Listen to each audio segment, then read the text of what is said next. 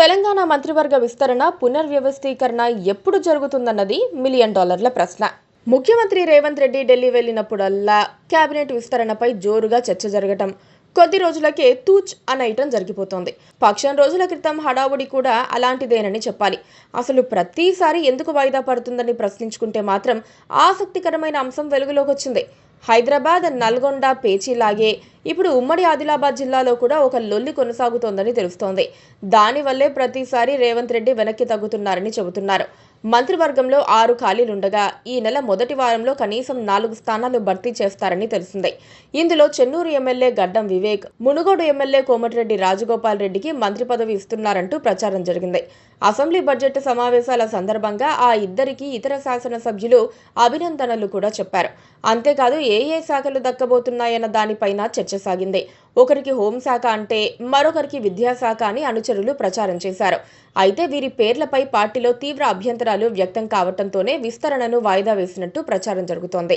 కేబినెట్లో ఇప్పటికే రెడ్లు ఎక్కువగా ఉన్నారు. ఎస్సీల్లో మాల సామాజిక వర్గానికి చెందిన బట్టి డిప్యూటీ సీఎంగా కొనసాగుతున్నారు. మళ్లీ అదే మాల సామాజిక వర్గానికి చెందిన వివేక్ అవకాశం ఇస్తే మాదిగల నుంచి ప్రతిఘటన ఎదురయ్యే అవకాశం ఉందని అధిష్టానం భావిస్తున్నట్టు ప్రచారం సాగుతోంది. అందుకే ఆచితూచి వ్యవహరిస్తున్నట్టు తెలుస్తోంది. ఇక అసలు విషయానికి వద్దాం. తెలంగాణ పాలిటిక్స్లో ఆదిలాబాద్ గేమ్ ఒకటి సాగుతోంది.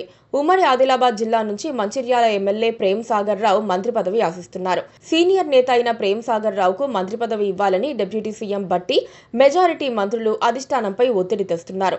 కష్టకాలంలోనూ పార్టీని వీడకుండా కాంగ్రెస్ ను ఉమ్మడి ఆదిలాబాద్ జిల్లాలో బలోపేతం చేయడంతో పాటు కాంగ్రెస్ కు ఊపిరిపోసిన దళిత, గిరిజన దండోరా బట్టి పాదయాత్రలను ప్రేమ్ సాగర్ రావు విజయవంతం చేశారు. ప్రేమ్ సాగర్ రావుకు మంత్రి పదవి ఇస్తామని ఎన్నికల సందర్భంగా కాంగ్రెస్ అధిష్టానం హామీ కూడా ఇచ్చింది. ఈ క్రమంలో ఇప్పుడు వివేక్ ఇవ్వాలంటే ప్రేమ్ సాగర్ రావుకు ఆపాల్సి ఉంటుంది. అదే జరిగితే సాగర్ రావు అలిగే అవకాశం ఉంది. జనంలో మంచి పేరు, పార్టీ కోసం కష్టపడిన నేతగా పేరున్న ప్రేమ్ సాగర్ రావుకు కోపం వస్తే జిల్లాలో పార్టీకి కష్టమన్న అభిప్రాయం రేవంత్ రెడ్డి సహా అందరు నేతల్లో ఉంది.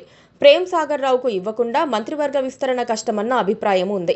అలాగని ఆయనకిస్తే ఎవరో ఒకరికి ఆపాలి. అలాంటి చర్యలు కొత్త వివాదానికి దారితీసే అవకాశాలు ఉన్నాయి. మరి ఆదిలాబాద్ వీరున్నాపుతారా, పెద్దపల్లి వివేకుడికి నచ్చజెబుతారా? చూడాలి. Please subscribe to KTV Telugu. KTV Telugu. KTV Telugu.